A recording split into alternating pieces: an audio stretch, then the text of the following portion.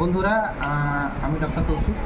আর বিষয়টা হচ্ছে যে আমি বর্তমান সময়ে আমরা আউটডোরে যখন চিকিৎসা করি তখন দেখতে পাই যে খুব ছোট বাচ্চা নিয়ে আসে এবং আসার পরে বলে যে আমার বাচ্চা বারবার দুধ তুলে দিচ্ছে। তো দুধ তুলে দেওয়ার দু তিনটে কারণ হতে পারে। তার মধ্যে প্রথম কারণ হচ্ছে যে ছোট্ট শিশুর ছোট্ট পেট, আপনি বেশি পরিমাণে খাইয়ে দিলেই স্বাভাবিকভাবে সে দুধ তুলে পেটটাকে খালি করার চেষ্টা করবে কিছুটা।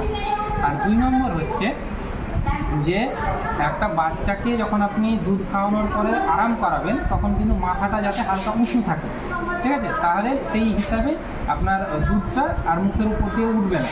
নাহলে আমরা এরকম দেখেছি এবং বহু বাচ্চার ক্ষেত্রে হয়েছে যে দুধ খেয়ে আপনার বাচ্চা মরে গেছে।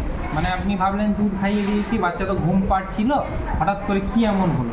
তো সেই ক্ষেত্রে যেটা হয় ইস্যু যে দুধ খাওয়ানোর পরে বাচ্চা দুধটা তুললো গলার উপরে এবং আপনার গলা থেকে ও সাইডে হতে না পেরে কিংবা পুরো তুলতে না পেরে ওটা শ্বাসনালীতে ঢুকে গেল এবং এটা হওয়ার দরুন হট করে শ্বাসনালী বন্ধ হয়ে গিয়ে বাচ্চা মরে যেতে পারে। তো যেটা বলার বিষয় যে বাচ্চাকে সবসময় অল্প অল্প করে দুধ খাওয়াবেন। খুবই যদি ছোট বাচ্চা হয় তাহলে প্রতি 1 থেকে 3 ঘন্টার মধ্যে, মানে 1 ঘন্টা ছাড়া ছাড়া অথবা 2 ঘন্টা ছাড়া ছাড়া দুধ খাওয়াবেন, অল্প অল্প অল্প অল্প করে বারবার। এতে আপনার বাচ্চা বাড়বে তাড়াতাড়ি, এতে আপনি সুস্থ থাকবেন এবং বাচ্চার যে ওই মৃত্যু ভয় ওটা চলে যাবে। আর একটা জিনিস মাথায় রাখার মতন যে বাচ্চা কিন্তু 45 মিনিট থেকে 1 ঘন্টা অবধি ঘুমায়।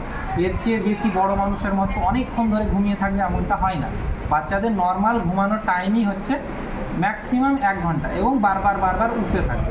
জিনিসটা খেয়াল রাখুন, আপনার বাচ্চাকে নিয়ে সুস্থ থাকুন।